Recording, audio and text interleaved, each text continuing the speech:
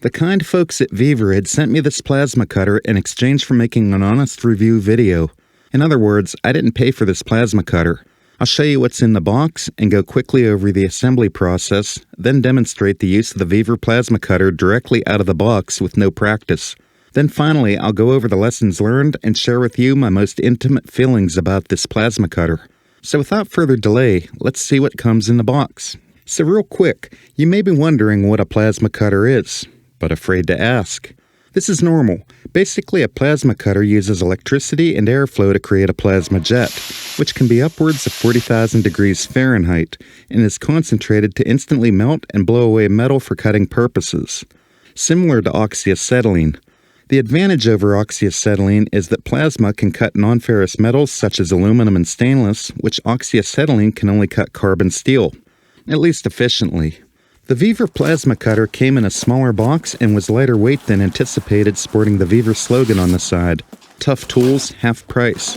Well, I guess I'll be the judge of that.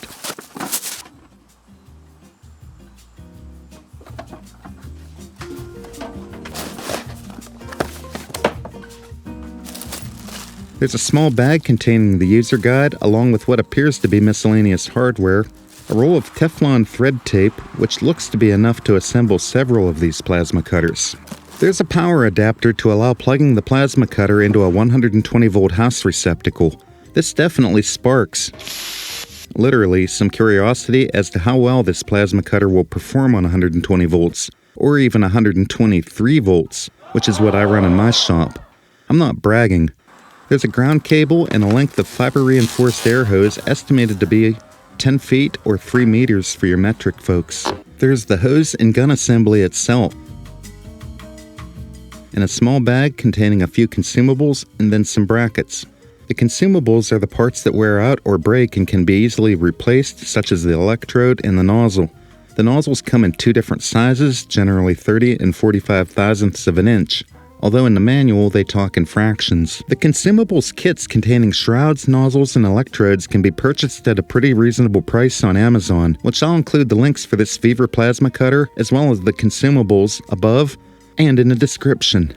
Vevor only gives you one purple ceramic shroud cone with this plasma cutter, which typically should last a long time unless you use it as a hammer, bottle opener, or pry bar. The nozzles and electrodes are screwed in just a little beyond hand tight with your favorite pliers, which my favorites are these Knipex Cobra pliers. I think that I got these from Amazon, so I'll include the link for them in the description. Clicking these links really helps with small commissions I earn at no cost to you, no matter what you buy, even stuff not mentioned in the videos. Finally, there's a small box containing an air regulator and a pressure gauge. Let's assemble this thing so we can try it. The manual shows the assembly on page 9, but they are pretty vague. They call the gun itself a welding holder.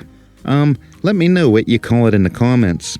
Anyway, that stuff obviously plugs in the bottom front as shown. This is obviously going to be the grounding clamp. Torch. It's going to go on here, which looks pretty good. We got this plug connector. It could only go there. And then our pilot has to be this guy. Next, we need to put the regulator on the rear side of the plasma cutter. Although you may find it tempting to put the screw flange side of the regulator bracket down, for aesthetic reasons, don't. As you can see, this puts the outlet side of the regulator at a bind against the power cord.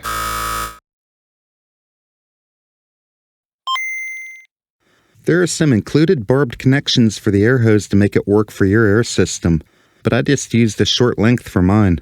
And on the input side, I would suggest using your own quick disconnect so you can just plug it into a shop air hose. Be sure to use thread tape on all connections and pay close attention to the directional arrows on the regulator. Pressure gauge goes on the front. There's two brackets which install as shown on both ends of the machine for wrapping up the cables and hoses, which really, neaten up the appearance of the Vevor Plasma Cutter when it's not being used. And that wraps up the assembly process. Literally. The weight of the Vevor Plasma Cutter fully assembled and ready to go is just under 20 pounds. Without further delay, let's go cut some metal. I'm going to just let Mostly Mike do his thing and explain the test as he does it, without narrations. Here we go. Alright, So we have it here on my bench. I'm going to use the adapter to convert it to 120. Just plug it in like that. Plug it into 120 volt AC. So we're going to have to hook an air line up to it. And then I'm going to go by the instructions. I'm going to see what it'll do on 120 volt. And then as far as cutting aluminum, we might cut some steel or whatever. And when I max it out on the 120, then I'm going to switch over to 240 and we're going to take over from there. I'm hooking my air up. You got to pull up on this knob and it's reading MPa, which I'm not sure what MPa is. It's some metric form of pressure measurement. I'm going to start out with it about vertical. The book really doesn't show anything on their chart as far as where to set the air. But I'm going to start out with some 10 gauge aluminum that it's an old scrap piece from an old running board. And they're saying to go for 120 volt, 15 amp to 35 amp. So turn our machine on. The switch is back here by the air. And I'm going to set it for about 31.5 amps. So there's a safety latch on here on the trigger, so you have to flip that up and put your finger under so it can't accidentally turn on if you like drop it. When you squeeze it, it will trigger the air on and you will see some your plasma here.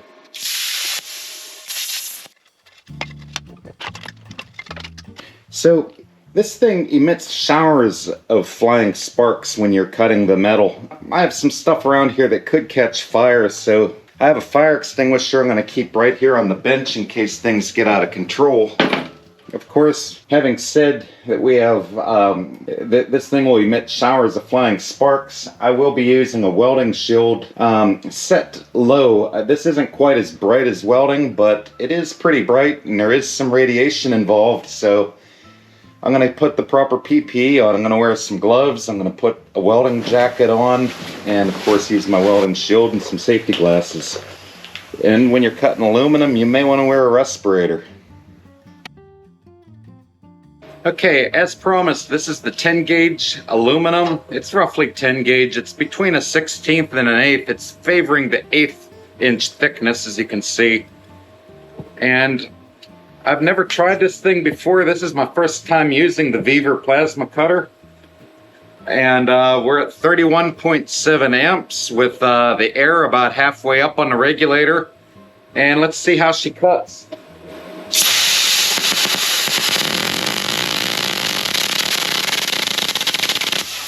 So before we were so rudely interrupted with that air compressor, and I promise you that won't be the last time that thing kicks on. Here's what was wrong with it. I forgot to put the ground on. I mean, it's a plasma cutter, you know, for crying out loud. So, you know, I'm going to get excited and forget things. But yeah, this ground, we're just going to clip it on, clamp it on about anywhere here. Let's try this baby again. I think we're going to see a little different result now.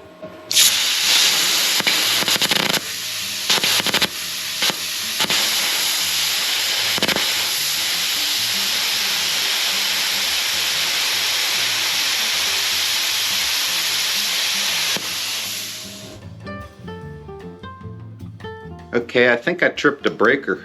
So you can see it actually cut the aluminum pretty decently. However, I only made it that far and it tripped a 20 amp breaker. I mean, the circuit's fed with number 12 wire.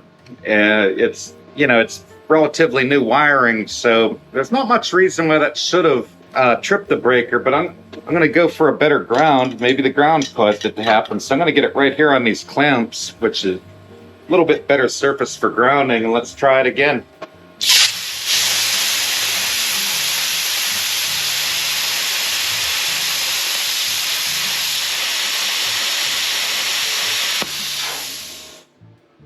Yeah, it tripped the breaker again. That's not good. I'm going to try turning the current down a little bit. Maybe 31 amps is a little too much for this light aluminum. So I'm going to turn I'm gonna actually turn it up. I'm gonna max this thing out and try cutting the aluminum and see if, who knows, maybe at the higher current it isn't gonna work as hard. I don't know. We're experimenting here and we're having some fun. So this is 50.2 amps. It may trip the breaker as soon as I pull the trigger.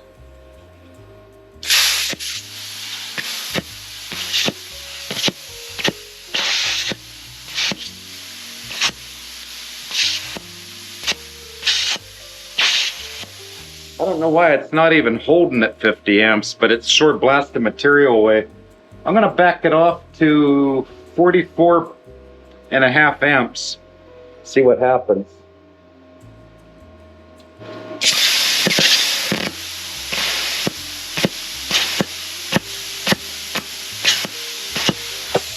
It just doesn't want to hold at that. It might have its own protection for 120 volt. I'm gonna back off to 35 amp. Yeah, we're about 35.5. Let me try it now.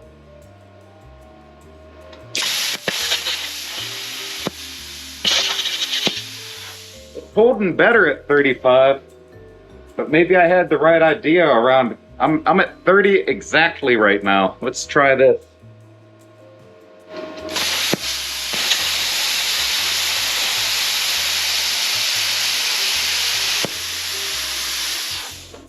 Okay, and it's cutting, but we tripped the breaker again. So you know what that's telling me? I'm going straight for the 240 volt. I just don't think this thing's gonna cut good on 120 unless we put it on a 30 amp breaker. Okay, so we have a 240 volt receptacle and I'm going straight in. Straight up 240. And let's see how that works out. Okay, we're at 240 volt right now, and I'm at 30 amp. I'm gonna go up to 35 and see what happens. Okay, we're at 34.9. And I'm gonna start over at the beginning and just try making a cut the whole way across on 240 volt, 35 amp. Here we go.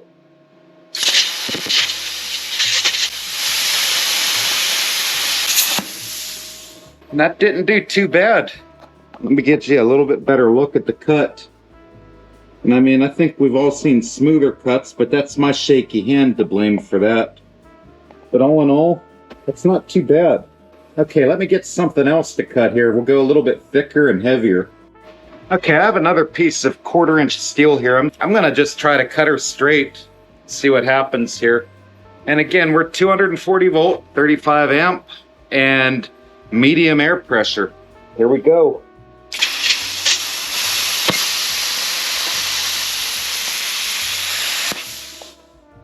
Probably looks like a beaver chewed it off here, but we're not going for aesthetics here as much as if it's capable of cutting or not. And it didn't do bad. Okay, so anybody can cut ferrous metal. I mean, you can use an oxyacetylene torch to do that. But I have a piece of copper here, and we're looking at a 1/4 inch thick, a piece of a bus rail it's whatever they coat it with, nickel or silver or whatever, to make it, I guess, more conductive. But I'm just gonna whack a little piece off the end, see how it does on copper. Here we go. And again, 240 volt, 35 amp, medium air pressure. Rock and roll. Okay, so it's not doing stellar on copper, but here's the deal.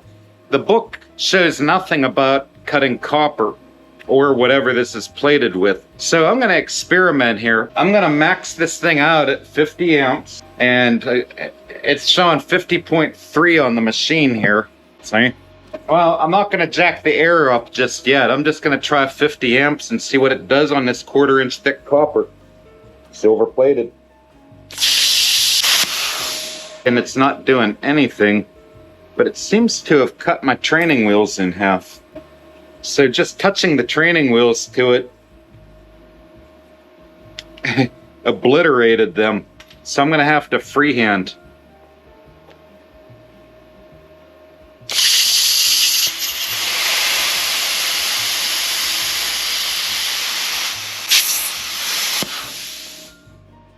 And it's cutting it. It's just my shaky hand didn't cut it so well. I have to go back over it. I just had to touch the end up. That actually didn't do too bad for copper. I'm gonna try going straight across now.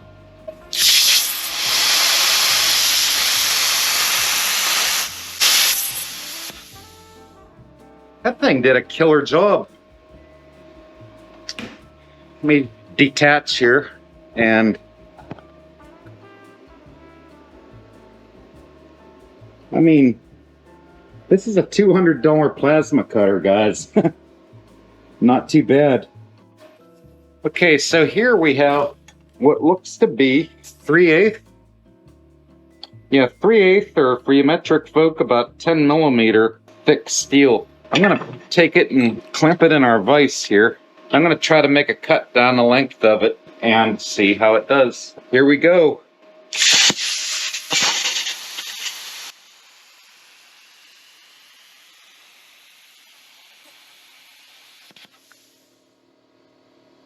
Whew.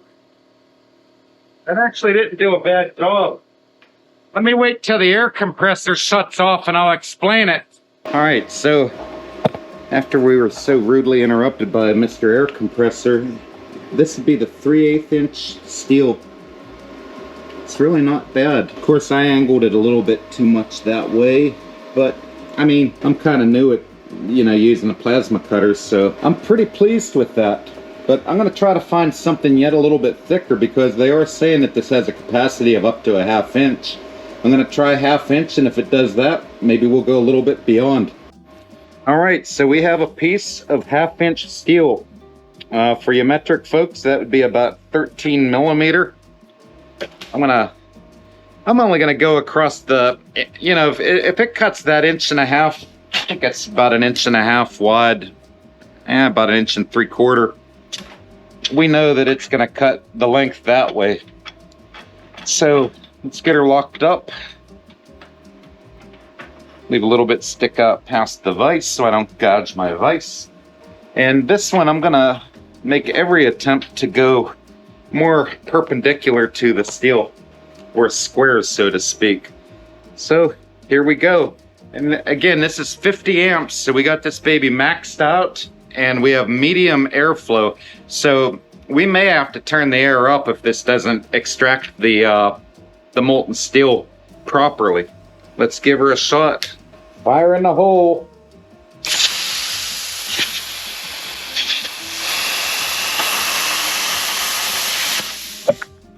Pretty impressive.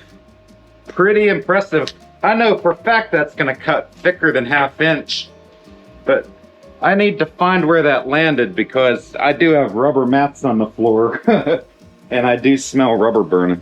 Don't do as I do. Mostly Mike's show is not responsible for any collateral damage, severe burns, lacerations, hideous disfigurements resulting from the assimilation of the actions in my video. So check this out. That's 1/2 inch steel, and it appears that it cuts better the thicker you go. And again, the machine's maxed out, airflow's at 1/2, so I don't think I'm going to turn the airflow up, and I'm going to step up to a 5/8 or maybe a 3/4 inch piece. So something else I thought I'd add here. You might think that the bottom looks terrible on these cuts, but that's just a little bit of slag that's hanging off the edge. If you take a chip hammer or a file, anything like a piece of metal screwdriver, and it just knocks right off, and you know, cleans that edge up a little bit. Thought I'd mention that in case you're thinking that it's, you know, it's something that takes a lot of work to get off. It's not really that bad. Okay, while I was hunting for a piece of 3/4, I actually found a piece of 1/2 inch thick aluminum. This looks like it almost looks, I mean, just using my imagination, like it would have been a piece of a bus rail from a power plant or something like that, but I don't know that for sure. Let me clamp it up in the vise here and see if the Vevor Plasma Cutter will cut this. So, as always, maxed out, 50 amps, medium air pressure, and mostly Mike's steady hand. Fire in the hole.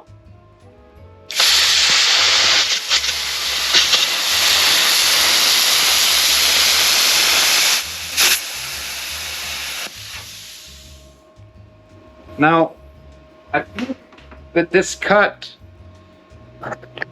it would need ground to make it aesthetically pleasing. You can see, I think that kind of crystalline structure there is the result of not enough air pressure. So I'm going to try this cut again, and I'm going to turn the air pressure up to max. Okay, 1/2-inch aluminum.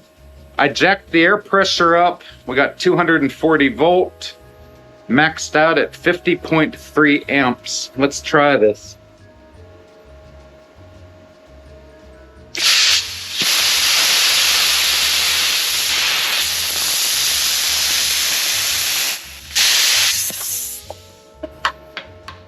Yeah, and again, let me grab it with these pliers. Not really meant for grabbing things like this, but for the sake of the video, and you can see it's not doing too well on the thicker aluminum. I just think that this is exceeding the capacity of this plasma cutter. Unless you have better airflow, you know, it may extract the globs of molten aluminum. Now, something that's important with this thing is you want to keep this tip clean, like occasionally, and watch, because it's hot when you're using it. But you do not want to, under any circumstances, I mean, you want to try to avoid it. It's going to happen by accident. You don't want to touch your base metal, or it will mess these up. And I'm going to look and see if I can find a supplier for these. So, of course, I'm late getting this video out as normal, but I ordered these Ketut brand. It's a plasma cutter tip set from Amazon, and I'm going to make sure that these fit this plasma gun, the AG60. So this is what they look like on Amazon. I'll include the link in the description for this, and I might just do a 1-minute short on this too. Ketut is the brand, and I'll be sure to include these in my Amazon store. So these come in a nice little decanter, I'll call it, and I'm going to give you a few tips on this, on the Ketut. As far as how to change these tips out and whether or not these tips are going to work with this gun. So I'm taking one for the team here. So of course the cones come off like so, and of course we're going to get our trusty Cobra pliers. Got to break the nozzle loose and readjust. Break the tip loose, or our electrode, I'm sorry, tip number 1, and get one of our new helpful tips, and they just screw in like so. Just give it a little with your Cobra pliers, or whatever kind of pliers you happen to use. I happen to love Cobra pliers, and as I said before, I will leave the Amazon link in the description. And it looks like we got a winner here, but cutting some metal will definitely prove whether it's a winner or not. I call these little guide things training wheels, and they are definitely locked on a lot better on these cones. Looks like we have a winner here. The last time, this part drug as I was cutting, and this happened. I think it drug to the point where it contacted the plasma flame or jet, whatever you want to call it, and of course this happened. It fell in pieces. But we're going to try making a cut with this and make sure that it's going to work with these tips, so you know, so you can order with confidence from the Mostly Mike Show Amazon store. Alright, so here we are with the 10 gauge aluminum again, and definitely producing a good flame with the new Ketut tips on it. So let's try making a cut.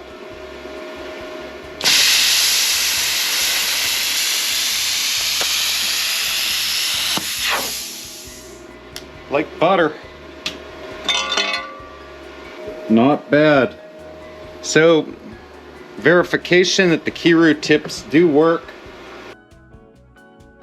Okay, so I located a piece of 3/4 inch thick, or 19 millimeter, roughly 18, 19 millimeter for your metric folks, piece of carbon steel. Now, again, this thing is only supposed to go up to 1/2 inch steel, but let's see what it does to 3/4. You know, in the name of science. Here we go.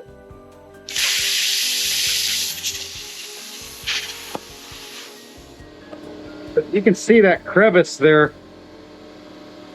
We're basically through. Let's let that air compressor shut off and we'll talk about it some more. It didn't take much influence to cut that off, but you can see it really didn't extract the chips all that great, but it will cut it. I mean, it will cut 3/4. It's just, there's probably better methods out there. This is a piece of stainless. It's another popular metal to cut for plasma cutter enthusiasts. So we got 1/4 inch stainless. Almost ashamed to cut this, it's so pretty, but I'm just gonna take a little nibble off the end. I can always square it back up and make a nice neat cut on it with my Vevor Bandsaw, which that would be the preferred method for this. If you want to check out that video, I'll leave the link. It's another miracle tool from Vevor. I think it cost about 180 bucks, 170 bucks, and that tool is just amazing. I can't say enough good about it. You know, and it would be the alternative to a chop saw. It's like a bandsaw chop saw. But here we go. 1/4 inch stainless, and I'm just going to leave the machine maxed out, see how it works.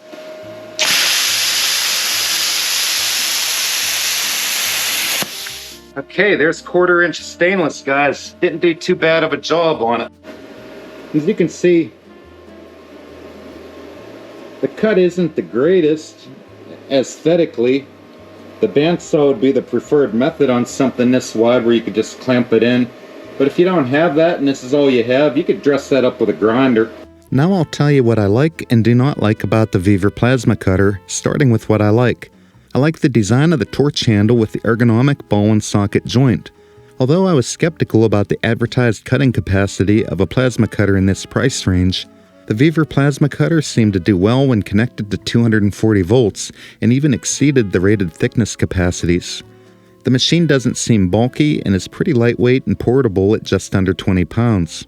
Consumables are available on Amazon, pretty reasonably priced, and from a variety of vendors.